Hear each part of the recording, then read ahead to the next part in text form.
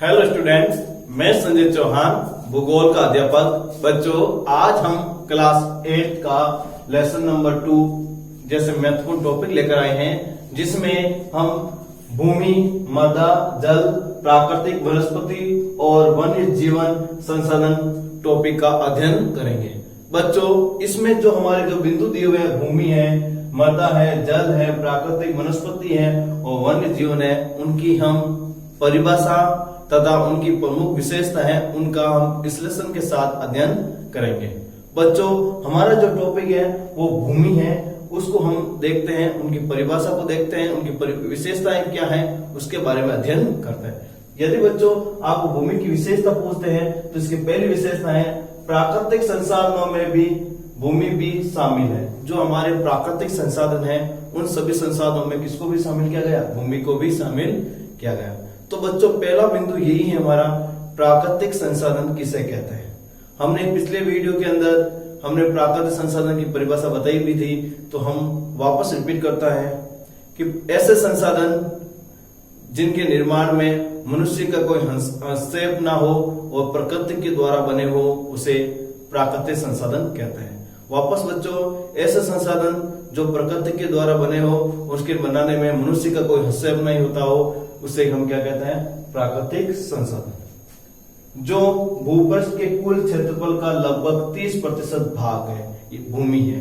देखो, यदि अपन क्षेत्रफल के आधार पर देखें तो पृथ्वी का जो क्षेत्रफल है हम मान लेते हैं 100% मान लेते हैं। कितना % मान लेते हैं? 100%। उन 100% में से लगभग 70% भाग पर क्या है? जल है। क्या है बच्चों? जल है। और 30% भाग पर क्या है बच्चों? भूमि है। इसलिए कुल धरातल का 30% भाग क्या है? भूमि है, जिसके ऊपर हम कृषि और मानव निवास तथा सड़क, उद्योग जैसे विभिन्न प्रकार की गतिविधियां करते हैं। हम द्वितीय बिंदु की बात करें, भूमि और जलवायु के भिन्न भिन्न लक्षणों के कारण विश्व के विभिन्न भागों में जनसंख्या का वितरण असमान पाया जाता है। देखो, भूमि को अपन देखते हैं, कहीं पर पठार है, कहीं पर मैदान है, कहीं पर घाटियां हैं, कहीं नदी स्रोत हैं, कहीं पर अपन और विभिन्न प्रकार के उच्चावच देखने को मिलते हैं। इन सभी भिन्नता के कारण भी भूमि पर सभी जगह पर जनसंख्या एक समान नहीं पाई जाती। दूसरा कारण है जलवायु। पहले हम जलवायु की परिभाषा को देखते हैं बच्चों कि जलवायु की परिभाषा क्या है। तो जलवायु की परिभाषा साफ शब्दों में, यदि सीधे शब्दों के अंदर देखा जाए बच्चों, तो वायुमंडल की दशाओं के अंदर होने वाले परिवर्तन, वायुमंडलीय दशा में होने वाले परिवर्तन यदि लंबी अवधि के लिए होते हैं तो वो जलवायु हो गई, और छोटी अवधि के लिए होते हैं तो मौसम हो गई।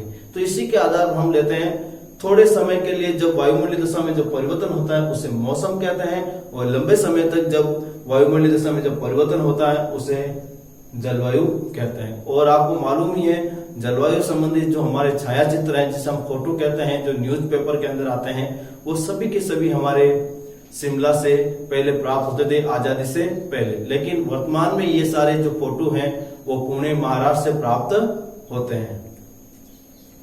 हम तृतीय बिंदु की बात करें, जो भूमि उबड़ खाबड़ इस्लाकृति, पर्वतों के तीव्र ढाल, जलाक्रांता, संभावित निम्न क्षेत्र, मरुस्थल क्षेत्र एवं सघन वन क्षेत्र सामान्य विरल जनसंख्या के निर्जन है।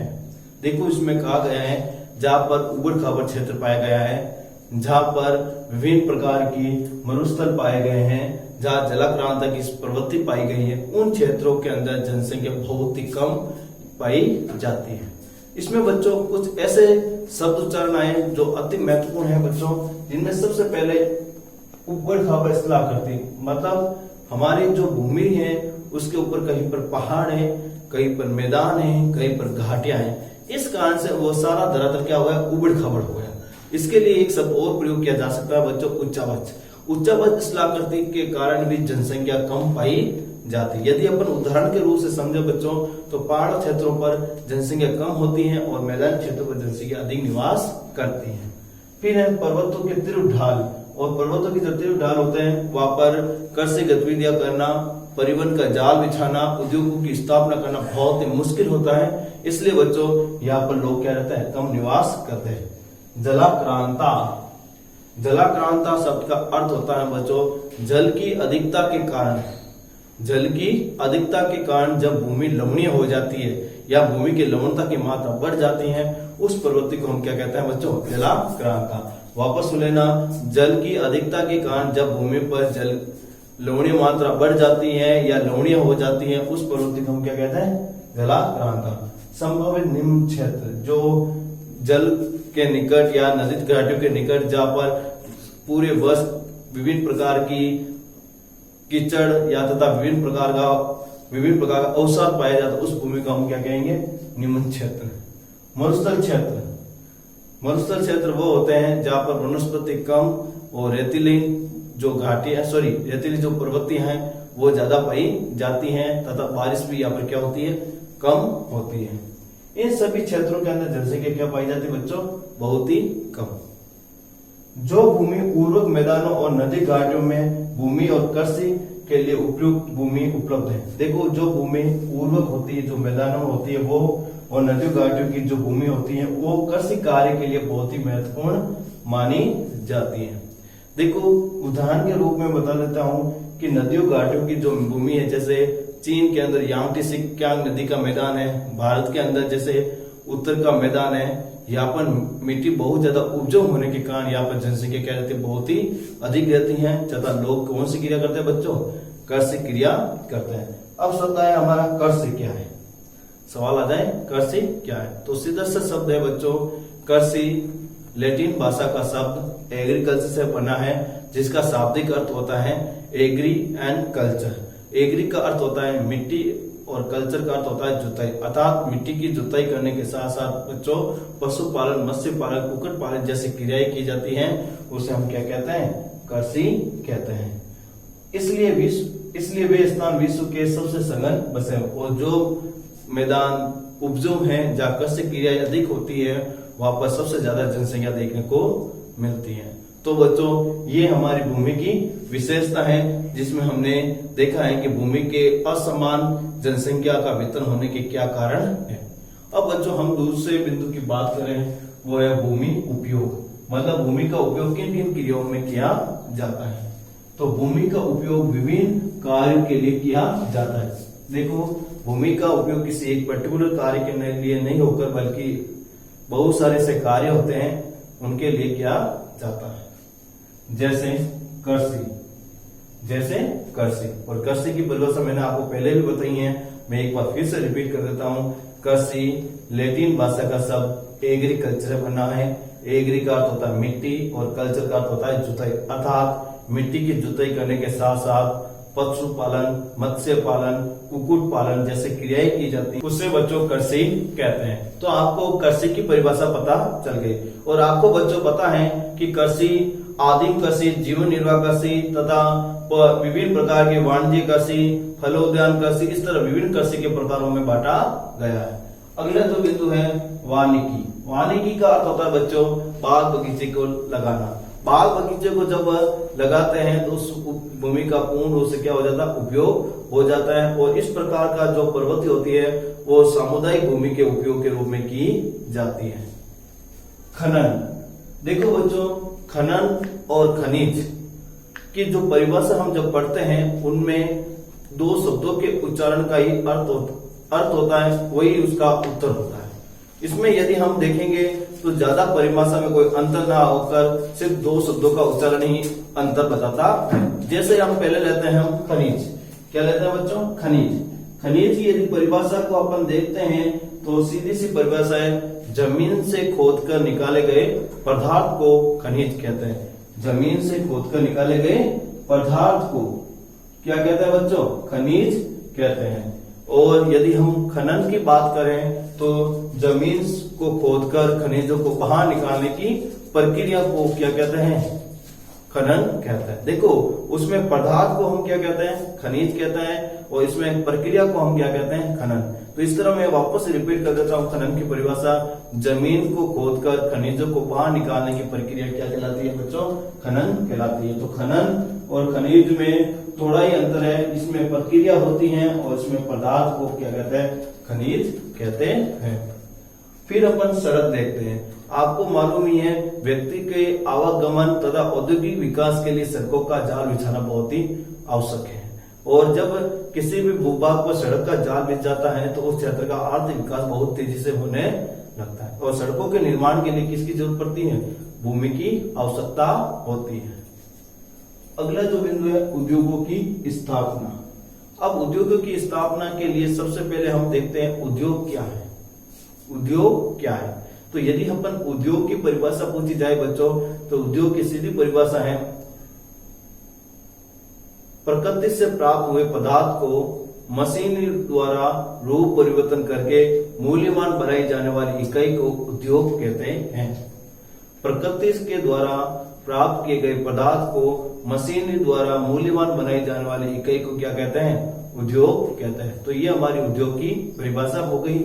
और फिर उद्योग की स्थापना, और आपको मालूम ही है उद्योग की स्थापना के लिए कच्चे माल की आवश्यकता होती है, परिवहन की आवश्यकता होती है, पूंजी की आवश्यकता होती है, श्रमिक की आवश्यकता होती है। ये सभी हैं जो उद्योगों की स्थापना को प्रभावित करते हैं। साधारण इसे भूमि उपयोग कहते हैं। और ये सारी जो प्रक्रिया के जो कार्य जुड़ते हैं तो उसे हम क्या कहते हैं? भूमि उपयोग। तो एक बार फिर इस परिभाषा को पढ़ लेते हैं। भूमि का उपयोग विभिन्न कार्यों के लिए किया जाता है, जैसे कृषि, वानिकी, खनन, सड़कों और उद्योगों की स्थापना। साधारण इसे भूमि उपयोग कहते हैं। फिर यदि अपन को देखते हैं स्वामित्व के आधार पर भूमि उपयोग के प्रकार। स्वामित्व के आधार पर भूमि उपयोग के यदि प्रकार होते हैं, इसे मुख्य रूप से दो भागों में बांटा गया है। कितने भागों में बांटा गया बच्चों? दो। पहला है निजी भूमि, दूसरा है सामुदायिक भूमि। पहली है निजी भूमि, दूसरा है सामुदायिक भूमि। हम पहले लेते हैं निजी भूमि कि निजी भूमि किसे कहते हैं। निजी भूमि पर एक व्यक्ति का विशेष का अधिकार होता है। निजी भूमि पर एक व्यक्ति विशेष का क्या होता है? अधिकार होता है। उसे क्या कहते हैं बच्चों? निजी भूमि। जैसे उदाहरण के रूप में खेत। हमारा जो खेत होता है उस पर किसी समुदाय का अधिकार ना होता है, बल्कि उसी परिवार के जो मुखिया होता है या उस परिवार के लोगों का ही होता है, पूरे समुदाय का अधिकार नहीं होता है। तो उसे हम क्या कहते हैं बच्चों? निजी भूमि। उस पर सिर्फ व्यक्ति विशेष का अधिकार होता है। किसका होता है बच्चों? व्यक्ति विशेष। अब हम लेते हैं सामुदायिक भूमि। यदि सामुदायिक भूमि के अंदर देखते हैं बच्चों, इसमें व्यक्ति विशेष का अधिकार ना हो तो पूरे समुदाय का क्या होता है? अधिकार होता है। जैसे सामुदायिक भूमि पर व्यक्ति विशेष का अधिकार ना होकर बल्कि उस पर समुदाय का अधिकार होता है। उस पर किसी एक व्यक्ति का अधिकार ना होकर क्या होता है बच्चों? पूरे समुदाय का क्या होता है? अधिकार होता है। एग्जाम्पल के रूप में देखते हैं चारागाह, फलोनट, औषधि बूटियां। ये सारे जो उदाहरण है वो सामुदायिक भूमि उपयोग के उदाहरण माने जाते हैं। अब हम नेक्स्ट बिंदु का अध्ययन करते हैं बच्चों, भूमि की गुणवत्ता में अंतर के कारण। देखो भूमि की गुणवत्ता में अंतर क्यों आ जाता है, उनके क्या कारण हैं, उनके बारे में देखते हैं।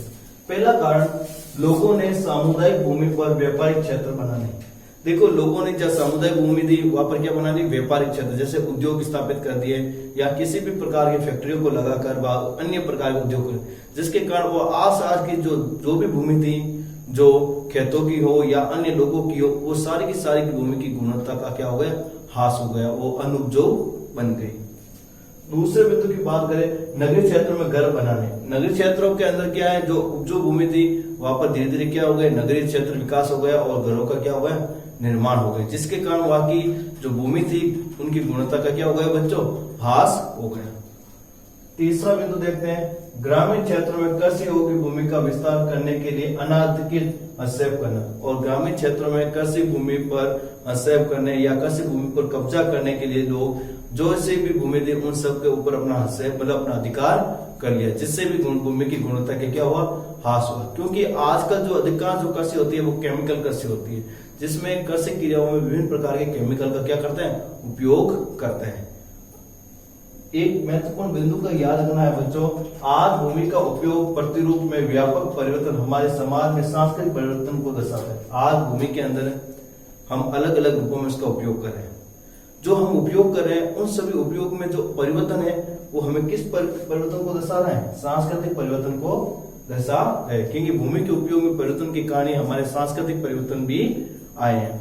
हम अगले बिंदु का अध्ययन करते हैं बच्चों, कृषि भूमि के क्षेत्र में प्रसार के कारण भूमि पर प्रभाव। और कृषि भूमि क्षेत्र में प्रभाव के कारण या अधिक कृषि क्रिया करने के कारण भूमि पर क्या प्रभाव पड़ा वो देखें। भूमि का न्यूनीकरण होना। भूमि न्यूनीकरण का अर्थ होता है कि लगातार यदि किसी क्षेत्र में कृषि करते हैं तो उस भूमि की गुणवत्ता का क्या हो जाता है, ह्रास हो जाता है। उससे हम कहते हैं भूमि का न्यूनीकरण होना। वापस सुन लेना, यदि किसी क्षेत्र में हम लगातार कृषि क्रियाएं करते हैं और विभिन्न प्रकार के खाद का उपयोग नहीं करते हैं तो धीरे धीरे उस भूमि की गुणवत्ता क्या हो जाता है, ह्रास हो जाता है। उसी को हम क्या कहते हैं बच्चों, भूमि न्यूनीकरण। भूस्खलन, भूस्खलन क्या है यदि आपसे पूछ लेगा तो भूस्खलन का सीधा सा अर्थ है प्राकृतिक कारकों के कारण जब चट्टानें अपने मूल स्थान पर एक टूटकर बिखर जाती हैं, उस प्रक्रिया को हम क्या कहते हैं, भूस्खलन। क्या कहते हैं, भूस्खलन। देखो, प्राकृतिक क्रिया के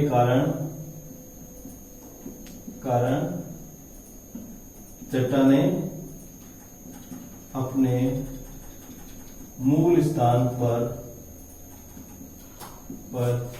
ही टूटकर बिखर जाती हैं, उसे हम क्या कहते हैं बच्चों, भूस्खलन कहते हैं। और आपको मालूम है बच्चों, भारत के अंदर सबसे ज्यादा जो भूस्खलन होता है वो कहाँ होता है बच्चों, उत्तराखंड में। कहाँ होता है बच्चों, उत्तराखंड में। उत्तराखंड में भारत का सबसे ज्यादा क्या होता है, भूस्खलन होता है। अगला बिंदु है मृदा अपरदन। मृदा अपरदन का सीधा अर्थ होता है कि मिट्टी का कटाव, चाहे वो भौतिक कारकों के कारण हो या मानवीय कारकों के कारण हो। जब मिट्टी का कटाव होता है उसे मृदा अपरदन कहते हैं। तो इसकी परिभाषा होती है मानवीय व प्राकृतिक कारकों के कारण मिट्टी का कटाव, मिट्टी का कटाव क्या कहलाता है, मृदा अपरदन। और प्राकृतिक और मानवीय कारक, जैसे प्राकृतिक कारक के अंदर देखते हैं तो जल, वायु, इन दोनों के कारण जब मिट्टी का कटाव होता है तो उसे क्या कहते हैं, प्राकृतिक कारक। यदि मानवीय कारक के अंदर अपन देखते हैं, जैसे कि अपन भवन निर्माण करने के लिए पत्थर का काटते हैं, बजरी को लाते हैं तथा और बहुत सारे ऐसी क्रियाएं करते हैं जिसके कारण मिट्टी का क्या होता है बच्चों, कटाव होता है। अब है मरुस्थलीकरण। मरुस्थलीकरण वो क्षेत्र होता है जहां पर भूमि की उर्वरकता बहुत कम होती है तथा लवणीय भूमि अधिक होती है तथा वनस्पति बहुत ही कम उगती है। उस क्षेत्र को हम क्या कहते हैं, मरुस्थल। क्या कहते हैं, मरुस्थल। और यदि अपन बार बार रासायनिक उर्वरक का प्रयोग करते हुए कृषि करेंगे तो एक दिन ऐसा होगा कि भूमि जो उर्वरक थी वो अनुर्वरक बन जाएगी और लवणता की मात्रा बढ़ जाने के कारण वहां पर फसल उत्पादन नहीं किया जाएगा। ऐसी भूमि को हम कहेंगे मरुस्थलीकरणीय भूमि। क्या कहेंगे, मरुस्थलीकरणीय भूमि, जहां पर कृषि क्रिया करना दुर्लभ हो जाता है। तो बच्चों, आज हमने भूमि तथा भूमि की विशेषता, भूमि के जो उपयोग है, क्या भूमि का उपयोग किसमें किया गया है, भूमि उपयोग के जो है वो स्वामित्व के आधार पर कितने भागों में बांटे गए हैं, और इसके अलावा भूमि को गुणवत्ता में अंतर लाने के क्या कारण है, इसके अलावा कृषि भूमि क्षेत्र में प्रसार करने से भूमि पर क्या प्रभाव पड़ रहा है, इन सभी बिंदु का हमने अध्ययन किया है। और साथ में भूमि के क्षेत्रफल के बारे में जानना है कि कुल भूभाग के ऊपर देखिए 70% भाग पर जल है और 30% भाग पर क्या है, स्थल है। इन सभी बिंदु का हमने अध्ययन किया है। धन्यवाद।